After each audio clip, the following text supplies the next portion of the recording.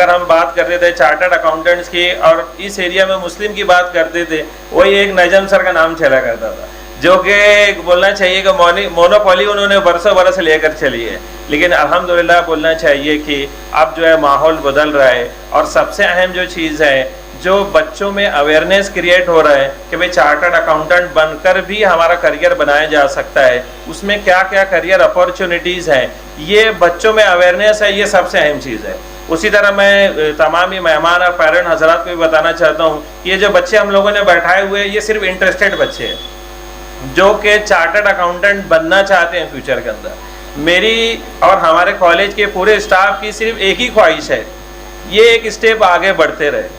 आप लोग आज वहाँ बैठे हैं, हम लोग चाहते हैं कि आप यहाँ पर आओ, और कल के दिन ये बच्चे जो यहाँ रहना चाहिए। बस आज यहाँ आप देख रहे हैं जो ये चार्टर्ड अकाउंटेंट बने हुए हैं बच्चे जो यहाँ पर बैठे हुए हैं, यही हम लोगों के आप लोगों के साथ में बैठा करते थे। लेकिन आप लोग आप समझ सकते हैं कि आज सीए पास होने के बाद मालेगांव शहर में उन्होंने अपना एक नाम रोशन किया हुआ है और एक अपना मकाम बनाया हुआ है, और बोलना चाहिए कि अल्हम्दुलिल्लाह वो अपने काम में लगे हुए हैं। और सबसे अहम बात जो है कि अगर हम लोगों ने कल जब इनविटेशन की बात हुई कि सीएस को चीफ गेस्ट बुलाया जाए, तो हम लोग तो परेशान हो गए कि कितने लोगों को बुलाया जाए। अदरवाइज जितने भी चार्टर्ड अकाउंटेंट्स है वो सिटी कॉलेज से ही मैक्सिमम पास आउट है, तो हम लोगों के लिए तो स्टेज भी छोटा पड़ जाएगा। लेकिन हम लोगों ने चूज़ किस तरह का सीखी है कि जो यंग है, जो कि अभी फ्रेश हुए हैं, तो ये आप लोग समझ सकते हैं, आपको मोटिवेट करने के लिए है, जो बच्चों को फेलिसिटेट करना और पेरेंट्स को बुलाना। उसकी एक सबसे बड़ा वजह ये है कि जो बच्चों की कामयाबी होती है उसमें उनके पेरेंट्स का भी एक कंट्रीब्यूशन होता है, उनकी भी कुर्बानियाँ होती है, इसीलिए उनका भी एक फेलिसिटेशन होना चाहिए, उनका भी सत्कार होना चाहिए, उनको भी मान सम्मान मिलना ही चाहिए कि उन्होंने वो चीज़ किए हुए। दूसरी चीज़ जो है, अभी ये बच्चे फाउंडेशन में, इनको आगे और जाना है, तो और आगे जाने के लिए आप लोगों की भी और गाइडेंस की ज़रूरत है। इसीलिए आज जो आए हुए सीए हैं वो आप लोगों को और उस बारे में मालूमात देंगे।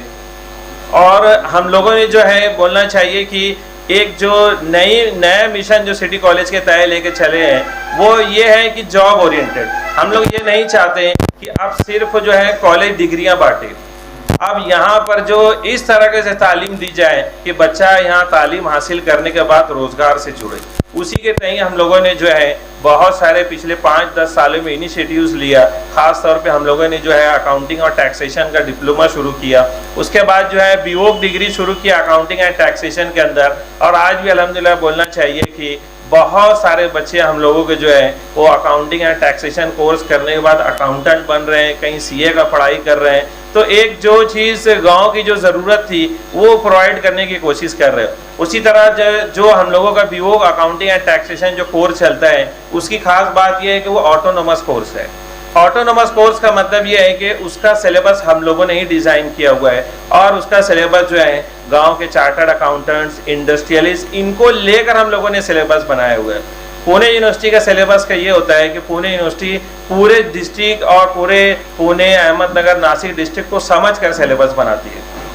अब बीकॉम की अगर हम बात करेंगे, आप लोगों को भी मालूम है जो यूनिवर्सिटी देना है हम लोगों को वही पढ़ाना है। लेकिन बीवोक में हम लोगों को इस तरह नहीं होता है। बीवोक में ये होता है कि बच्चे को मालेगांव शहर में अगर जॉब करना है तो उसकी रिक्वायरमेंट क्या है, उसको अकाउंटेंट बनने के लिए क्या चीज़ चाहिए। जिस तरह मैं ये बात करूंगा कि अगर एम्प्लॉयबिलिटी की बात करेंगे, रोजगार की बात करेंगे, आज कंप्यूटर सबसे अहम चीज़ हो गया। अगर बच्चों के पास आईटी स्किल नहीं है तो जिंदगी में आगे नहीं जा सकते। इसीलिए बीवोक के हम लोगों के पास जो है 50 बच्चों के लिए जो है 25 कंप्यूटर है। बच्चे उस तरीके से अच्छी तरीके से आईटी सीखते हैं, और इस चीज़ को हम लोग एक्सपांड करने वाले हैं और अभी और कंप्यूटर लैब बनाने वाले हैं, खास तौर पे बीकॉम के स्टूडेंट्स के लिए, बीए के बच्चों के लिए। बीए के स्टूडेंट्स के लिए हम लोगों ने एक लैंग्वेज लैब बनाई है, इंग्लिश लैंग्वेज लैब, जहाँ पर खास तौर पे सिर्फ और सिर्फ जो है वो 10 कंप्यूटर के ऊपर जो है बच्चों को इंग्लिश लैंग्वेज सिखाई जाती है। और आने वाले साल में जो न्यू एजुकेशन पॉलिसी के सिलेबस इंप्लीमेंट होने वाला है, उसमें हम लोगों ने बोलना चाहिए कि यूनिवर्सिटी के तरफ से भी जो है एक कंप्यूटर का कोर्स फिक्स किया गया है कि हर बच्चों को कंप्यूटर के कोर्स सिखाया जाएगा। उसके अलावा जो एक हम लोगों ने पिछले 5-7 सालों में जो बीओ कोर्स में एक एक्सपेरिमेंट किया, एक्सपेरिमेंट मतलब ऑटोनोमस होने की वजह से हम लोगों को इख्तियार में है कि हम लोग जब चाहे सिलेबस बदल सकते हैं। मुझे अच्छी तरीके से याद है जीएसटी 2017 में इंट्रोड्यूस हुई, लेकिन सिलेबस में शकीब सर 2019-20 में आई।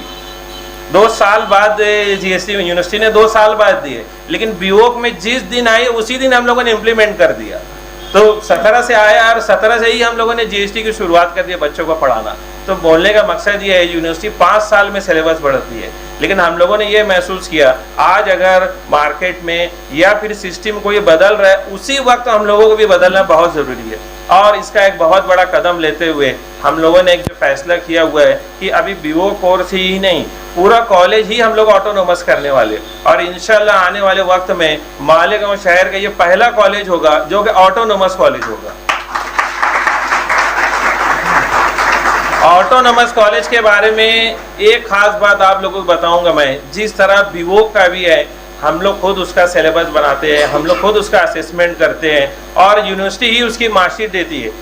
बीओ कोर्स में पढ़ाने का हम लोगों को बहुत इत्मीनान होता है। उसकी वजह यह होता है कि मैं वो पढ़ाता हूँ जो मुझे अच्छा लगता है कि बच्चों को इससे रोजगार मिलना चाहिए।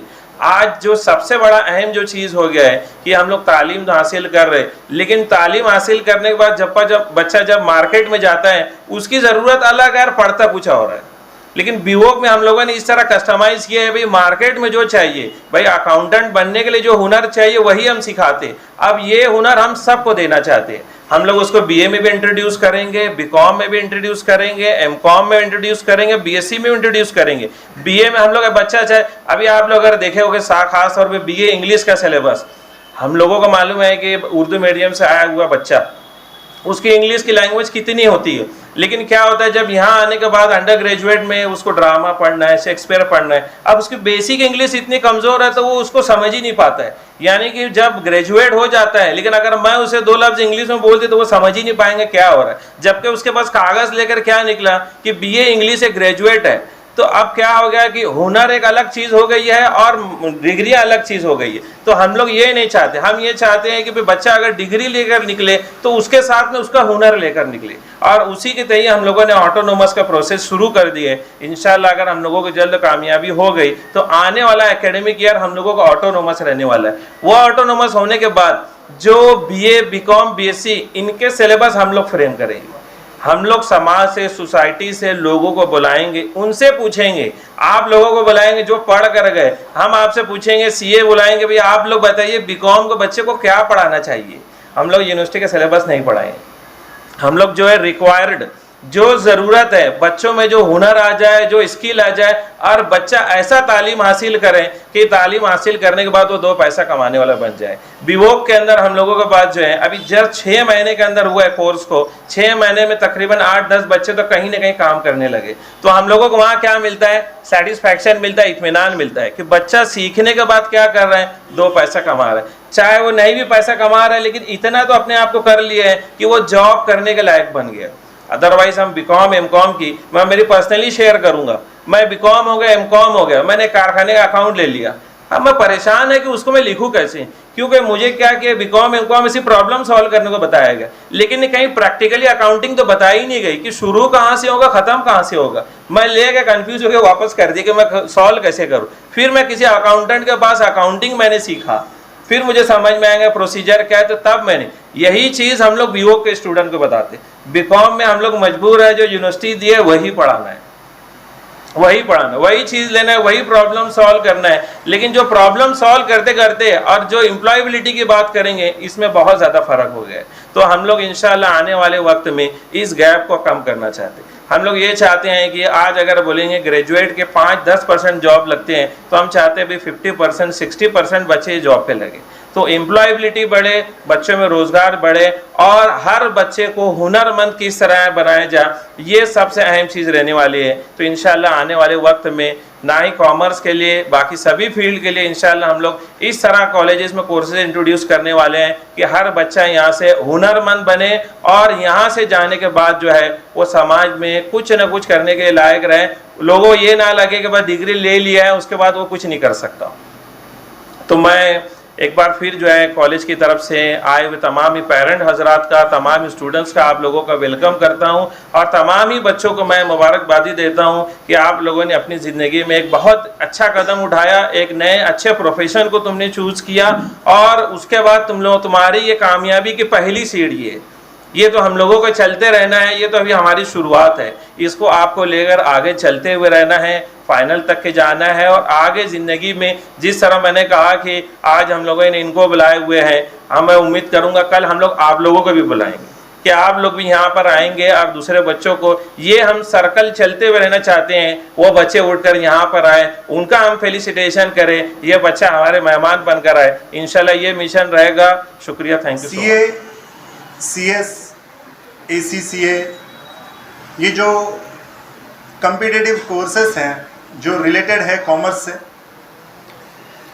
Majority of students in courses को परसीव करना चाहते हैं। जिन्होंने इस कोर्सेज को परसीव किया है, जिन्होंने इन कोर्सेज में स्टडी की हुई है, उनको पता है इसका टफनेस कितना है, इसका लेवल क्या है, उसका स्टडी पैटर्न कैसा है। ये जो कामयाबी है ये इतनी आसान नहीं है। यहाँ पर ये जो 10 स्टूडेंट्स आज आपके सामने जिनका हम यहाँ पर फेलिसिटेशन करने वाले हैं, इनकी जो मेहनत रही है वो खुद जानते हैं कि कितनी मेहनत करनी पड़ती है, कितना स्टडी करना पड़ता है, कितनी चीज़ें उसमें रिक्वायर्ड है। तो यहाँ पर हमारे कॉलेज के लिए ये बहुत फ़ख्र की बात है कि ड्यूरिंग द ईयर 2023-24, ये जो हमारा एकेडमिक ईयर हम लोग लिया है 23-24, जिसमें 2 अटेम्प्ट्स हुए हैं। एक तो जून वाला अटेम्प्ट हुआ है और दूसरा भी ये दिसंबर वाला अटेम्प्ट हुआ है। ऐसे 2 अटेम्प्ट्स के, दोनों अटेम्प्ट्स के जितने भी स्टूडेंट पास आउट है उन सबको हमने गैदर किया है यहाँ पर। ये 10 स्टूडेंट्स तो हैं। मैं थोड़ा इससे पहले आपको बताना चाहता हूँ कि हमारे कॉलेज से टोटल आज प्रैक्टिसिंग चार्टर्ड्स की अगर मैं बात करूं तो यहाँ पर अभी ये जो चार्टर्ड अकाउंटेंट्स बैठे हुए हैं और ज़्यादातर यहाँ पर अकाउंटिंग फील्ड से रिलेटेड लोग हैं, एक अराउंड 100 से 120 चार्टर्ड अकाउंटेंट्स मालेगांव में हैं। और मुझे इस बात की बहुत खुशी है, ये बताते हुए मुझे बहुत फ़ख्र महसूस हो रहा है कि 50% चार्टर्ड अकाउंटेंट्स सिटी कॉलेज के पास आउट स्टूडेंट्स हैं। तो ये एक बहुत बड़े एजाज़ की बात है कि मेजॉरिटी ऑफ जो स्टूडेंट्स हैं यहाँ से आगे फर्दर स्टडी करने के बाद उन्होंने ये एग्ज़ाम्स, ये टफ एग्ज़ाम क्वालिफाई किया है। ये रहा पिछले, जब से ये कॉलेज फॉर्म हुआ, आज 50 साल से ये कॉलेज है, 50 ईयर कॉलेज को हो चुके हैं। 50 साल में आज अगर ये कॉलेज ने अप्रॉक्सीमेट 50 से 60 चार्टर्ड्स प्रोड्यूस किए हैं, 50 से 60 चार्टर्ड्स अगर आज इस कॉलेज के अलमनस हैं जो ऑलरेडी पास आउट स्टूडेंट्स हैं, तो ये कॉलेज के लिए बहुत बड़ी बात है। साथ ही साथ अगर मैं पिछले 5 साल का डेटा आपके सामने रखूं, पिछले 5 साल के बारे में अगर आपको मैं इंफॉर्मेशन बताऊं, तो अप्रॉक्सीमेट 56 स्टूडेंट्स ने चार्टर्ड अकाउंटेंसी के डिफरेंट एग्जाम्स अटेम्प्ट किए। फाउंडेशन, CA फाउंडेशन हो गया, इंटरमीडिएट हो गया, फाइनल हो गया।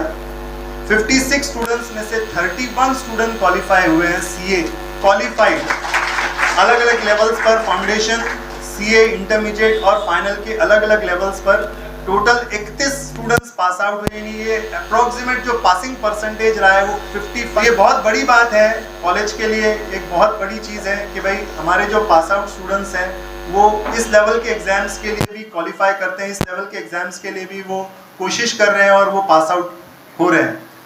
जैसा अभी आरिफ सर ने बताया कि ज़्यादा से ज़्यादा अब हमारा फोकस स्किल पर है, क्योंकि NEP जो आया है, नेशनल एजुकेशन पॉलिसी जो आई है, उसके तहत यहाँ पर ज़्यादा से ज़्यादा गवर्नमेंट भी ये चाहती है कि स्किल बेस इंडिया बने, ज़्यादा से ज़्यादा लोग स्किल पर काम करें। क्योंकि ऐसा है, हमको पता है कि ग्रेजुएट की डिग्री आप पास आउट करने के बाद अगर उसी के बेस पर हम कोई नौकरी के लिए जाते हैं तो हमको वो नौकरी नहीं मिलती। तो ड्यूरिंग ग्रेजुएशन ये जो 3 साल का हमारे पास पीरियड होता है, जो 5 साल हम पोस्ट ग्रेजुएट भी हमारे यहाँ पर चलता है, MCOM भी यहाँ पर चलता है, तो ये तो 3 साल या 5 साल के ग्रेजुएशन पीरियड में स्टूडेंट को कोई ऐसा स्किल उनके पास हो, कोई ऐसा स्किल उनके पास आ जाए कि जिसको यूज़ कर जिसको इस्तेमाल कर वो अपनी प्रैक्टिकल लाइफ में कुछ कर सके, प्रैक्टिकल लाइफ में कुछ बन सके। ये आगे हमारी कोशिश है। उसके लिए क्या रोड मैप है, कि किस तरह से वो काम होगा, आरिफ सर ने काफ़ी डिटेल में बताया है, मैं उसको बहुत ज़्यादा हाईलाइट नहीं करूँगा। डिपार्टमेंट ऑफ कॉमर्स की बात जहाँ तक मैं करूँ तो variety of courses, variety of हम यहाँ पर कोर्सेज चलाते हैं। डिफरेंट कोशिश ये करते हैं अलग अलग गेस्ट को बुलाकर, गेस्ट लेक्चर्स लेकर और दूसरे बहुत सारे सेमिनार्स कंडक्ट कर इंडस्ट्रियल विजिट्स कंडक्ट कर हमारा यही एम होता है कि एक्स्ट्रा करिकुलर एक्टिविटीज़ में ज़्यादा से ज़्यादा स्टूडेंट्स जाएं, ज़्यादा से ज़्यादा स्टूडेंट ये जो आज का क्राइटेरिया है उसको एक्सप्लोर करें और एक अच्छा फ्यूचर, एक अच्छा ब्राइट फ्यूचर वो यहाँ पर अचीव करें, यहाँ से कुछ सीख कर जाएं जो उनको आगे आने वाली ज़िंदगी में काम है। तो ये जो डिटेल्स थी, जो कोर्सेज के बारे में मैंने अभी आपको बताया, तो बहुत फ़ख्र की बात है हमारे लिए। हमें सर ने बताया कि हम रेगुलर टीचिंग से इसमें ज़्यादा इंजॉय करते हैं। हमको अच्छा लगता है कि एक स्टूडेंट अगर ये चीज़ क्वालिफाई करता है, उसके लिए अगर हम कुछ कर सकें। यहाँ पर हमारा जो कॉम्पिटिटिव एग्ज़ाम सेल है, अलग अलग हम कोर्सेस यहाँ पर कंडक्ट करते हैं, अलग अलग कोर्सेस हम यहाँ पर चलाते हैं इस तरह के कॉम्पिटिटिव एग्ज़ाम्स के लिए। और अगर स्टूडेंट्स के ऐसे कुछ रिक्वायरमेंट्स है तो डेफिनेटली, और आगे हमको अगर स्टूडेंट्स मिलते हैं तो डेफिनेटली आगे हम सीए फाउंडेशन के कोर्सेज और दूसरे ऐसे कॉम्पिटिटिव एग्जाम के जो कोर्सेज हैं वो यहाँ पर हम कॉलेज में कंडक्ट करेंगे। और ऐसी हमारी आगे हमारी मुबारकबाद देता हूँ जो लोग अपना सीए फाउंडेशन के एग्ज़ाम क्लियर किए हैं लास्ट अटेम्प्ट में और उसके लास्ट अटेम्प्ट में, जितने 10 स्टूडेंट्स हैं शायद 10 का, उनको मैं मुबारकबाद देता हूँ तहे दिल से, और उनके पेरेंट्स को खास तौर पर मुबारकबाद देता हूँ, क्योंकि बगैर मेरा ज़ाती तजुर्बा यही है कि बगैर वालिदैन और अहल के ये सारी कामयाबियाँ हासिल करना बहुत मुश्किल होता है। ये अलग बात है हम कामयाब होने के बाद उन्हें पीछे छोड़ दें तो ये एक बदनसीबी की बात है। बहरहाल उनका और हमारे असातिज़ा किराम का बहुत बड़ा रोल होता है। कुछ इंपॉर्टेंट पॉइंट्स थे जो मैंने सोचे थे कि आपके कोशिश किए जाएँ कि फाउंडेशन क्लियर हो गया है। कुछ लोग ऐसे होंगे जिनका नहीं क्लियर हुआ है। आमतौर पे आपको पता होगा कि 30% रिजल्ट होता है सीए फाउंडेशन का, मतलब हर 100 में से 30 तालिबान इल्म उसमें कामयाबी हासिल करते हैं सीए फाउंडेशन में। बाकी 70 जो लोग हैं वो उन्हें दिल बर्दाश्त होने की ज़रूरत नहीं है, क्योंकि सीए में जो होते हैं वो अटेम्प्ट्स होते हैं, फेलियर नहीं होते हैं। फेल नहीं होता है कोई, सिर्फ अटेम्प्ट्स कुछ किसी को ज़्यादा लगते हैं, किसी को कम लगते हैं। मैंने ऐसे भी लोग देखे हैं जिन्हें फाउंडेशन और सीए इंटर में काफ़ी अटेम्प्ट लगी हैं और सीए फाइनल में वो फर्स्ट अटेम्प्ट में निकाले हैं। शुरू से आखिर तक बगैर फेल हुए जो लोग सीए क्लियर करते हैं उनका रेशो बहुत कम होता है। एकदम खुली हुई बात है कि सिर्फ 10% लोग ऐसे होते होंगे गार्बन जो बगैर कहीं पर फेल हुए सीए का शुरू से आखिर तक पूरा क्लियर कर देते हैं। तो फेलियर ये कुछ खास बात होती नहीं हमारे में, सिर्फ मे अटेम्प्ट और जो नंबर अटेम्प्ट जो हमारा होता है बस वो आगे पीछे होते रहते हैं। तो यहाँ पर आपको परेशान होने की जरूरत नहीं है। दूसरी इंपॉर्टेंट चीज़ ये मुझको बोलना थी कि जब हम एग्ज़ाम दे कर आते हैं उसके बाद से रिजल्ट तक के कुछ 2 महीने या 2.5 महीने के करीब का वक्त होता है। ये जो पीरियड होता है ये बहुत इंपॉर्टेंट होता है और हम इसे बुरी तरह ज़ाया कर देते हैं। ये जो पीरियड जब आप एग्ज़ाम देकर फारिग होते हो तो आप आज़ाद नहीं हो जाते हो, क्योंकि बहुत उम्मीद रहती है, हर एक को उम्मीद रहती है। हम लोग को बहुत उम्मीद रहती थी यार ऐसा पेपर दे के आए हो ना, 90 तो कहीं नहीं मिलती, 40 भी नहीं मिलती है। यकीन कीजिए ऐसा ही होता है। तो अब ये इसके लिए हमें पहले से तैयार रहना है कि जो 2-2.5 महीने का जो वक्फा मिल रहा है इसको ज़ाया नहीं कर देने का। आप अच्छा हाँ, और कुछ लोग क्या करते हैं कि सीए इंटर के समझ लीजिए पेपर दे के आए, सीए फाइनल की स्टडी शुरू करते हैं। भाई इंटर क्लियर हो जाना होता है, बहुत टाइम है आपके पास, बिल्कुल घाई मत करो।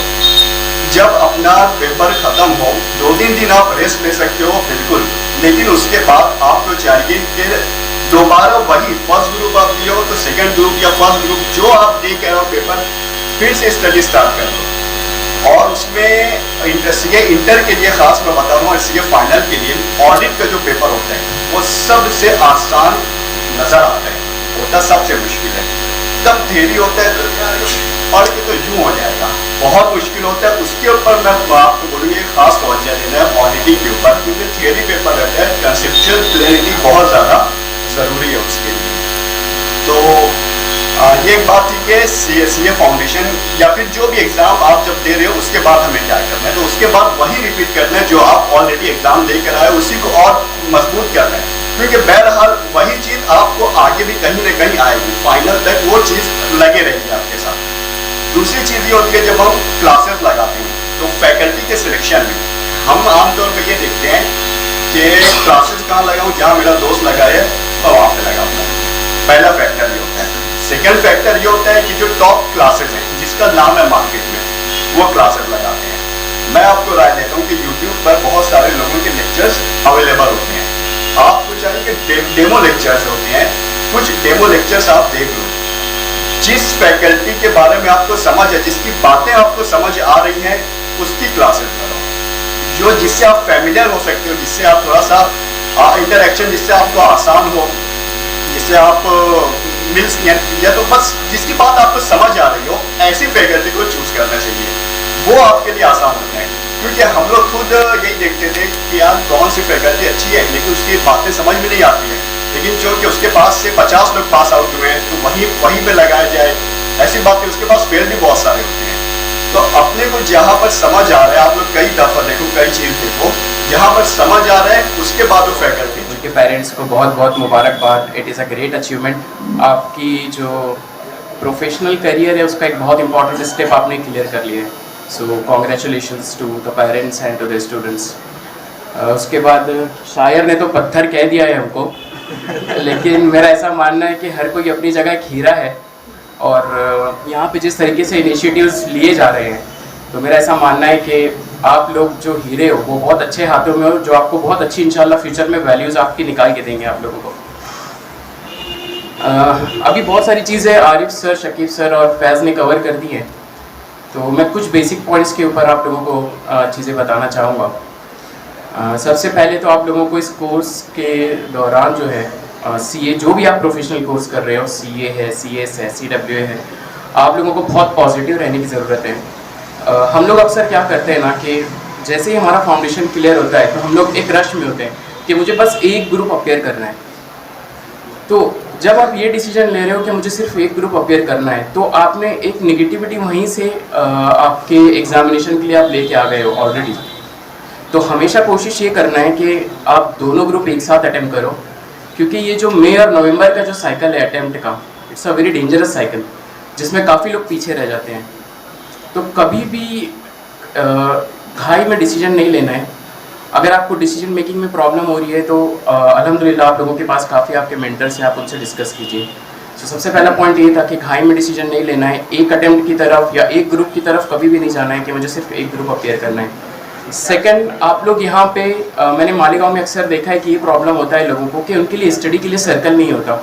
हमें जो CA इंटरमीडिएट और CA फाइनल के लिए पढ़ाई करनी होती है, इट्स अ ह्यूज सिलेबस, यानी आपके लिए सिर्फ बैठ के अकेले स्टडी करना एक बहुत ही डिफ़िकल्ट टास्क है। यानी मैं मेरा एग्जांपल दूं यहाँ पे, मैं CA फाइनल फर्स्ट अटेम्प्ट बहुत बुरी तरीके से फेल हो गया था। फिर यहाँ पे मैं और मेरा एक फ्रेंड हमने डिसीजन लिया कि हम पूना जाएंगे, हम CA फाइनल का साथ में स्टडी करेंगे। हमने कंटिन्यूस 4 मंथ्स सुबह से शाम, सुबह 7 बजे हम लाइब्रेरी जाते थे, शाम में 8 बजे हम लोग रिटर्न आते थे। कंटिन्यूस हमने एग्जामिनेशन के 3.5-4 महीना पहले वैसे स्टडी किया, और अल्हम्दुलिल्लाह हम दोनों उस अटेम्प्ट में क्लियर हो गए। तो आप लोगों के लिए यहाँ पे बहुत ज़रूरी है बीइंग इन मालेगांव कि आप लोग अलाइक सर्कल यहाँ पे तलाश करो, अपने जैसे लोग तलाश करो कि जो सेम डायरेक्शन में काम कर रहे हैं या स्टडी कर CA फाइनल की स्टडी कर रहे हैं या कोई भी प्रोफेशनल कोर्स की स्टडी कर रहे हैं। तो एक अच्छा सर्कल बिल्डअप करना यहाँ पे बहुत ज़रूरी है। नेक्स्ट थिंग, सिर्फ पढ़ाई पे फोकस रखना, ठीक है, बहुत इंपॉर्टेंट कोर्स है अपने लिए, सिर्फ पढ़ाई पे फोकस रखना जितना ज़रूरी है उतना ही इम्पॉर्टेंट अपनी हेल्थ के ऊपर भी फोकस रखना बहुत ज़रूरी है।